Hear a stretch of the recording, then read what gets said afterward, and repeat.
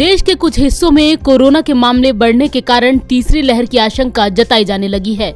दिल्ली में भी संक्रमण दर 0.06% से बढ़कर 0.12% हो गई है। इसे तीसरी लहर की आहट समझा जा रहा है।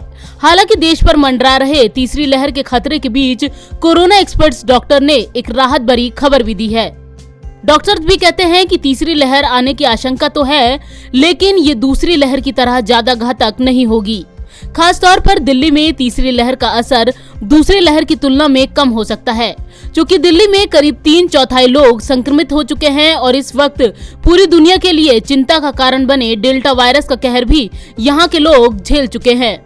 फिर भी सतर्कता और बचाव के नियमों का पालन जरूरी है। डॉक्टर्स कहते हैं अस्पतालों में इलाज की तैयारियों के साथ साथ टीके की दूसरी डोज देने पर भी जोर देना होगा। कई शोधों में ये बात साबित हो चुकी है कि टीके की दोनों डोज लेने के बाद गंभीर संक्रमण होने का खतरा नहीं रहता।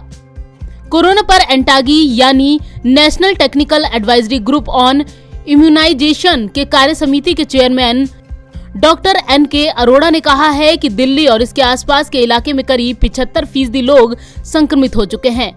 उनमें कोरोना के खिलाफ एंटीबॉडी बन चुकी हैं। डेल्टा प्लस को लेकर चिंता करने की जरूरत नहीं है, क्योंकि अभी डेल्टा प्लस के मामले दुनिया में कहीं नहीं आ रहे हैं। यूरोप, उत्तरी अमेरिका सहित अभी जहां भी कोरोना के मामले बढ़े हैं, हर जगह डेल्टा वायरस का संक्रमण फैला है। जिन इलाकों में पहले बहुत ज्यादा लोग संक्रमित नहीं हुए, वहां पर मामले बढ़ सकते हैं। इस पर 2 सप्ताह तक नजर रखने की जरूरत है। 2 सप्ताह में स्थिति स्पष्ट होगी। मेडिकल एक्सपर्ट ने कोरोना की थर्ड वेव को लेकर ये दावे दिल्ली के सीरो सर्वे और वैक्सीनेशन के आंकड़ों के बेस पर किए हैं। पहली लहर की तुलना में दिल्ली में दूसरी लहर में 124% अधिक लोग संक्रमित हुए। महाराष्ट्र में 180% और केरल में 200% से अधिक मामले बढ़े। इसका कारण यह है कि दूसरी लहर से पहले भी दिल्ली में 56% लोग सीरो सर्वे में पॉजिटिव थे।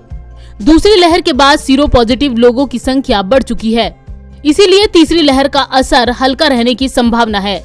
वहीं दिल्ली में 18 से अधिक उम्र की करीब 25% आबादी को कम से कम एक डोज और 18.23% आबादी को टीके की दोनों डोज दी जा चुकी हैं। दोनों डोज लगने के बाद ज्यादातर लोगों को गंभीर संक्रमण नहीं होता, इसीलिए टीके की दूसरी डोज देने पर जोर देना होगा, ताकि आधी आबादी का संपूर्ण टीकाकरण जल्द संभव हो सके। नवोदय टाइम्स के लिए संगीता सिंह की रिपोर्ट, दिल्ली।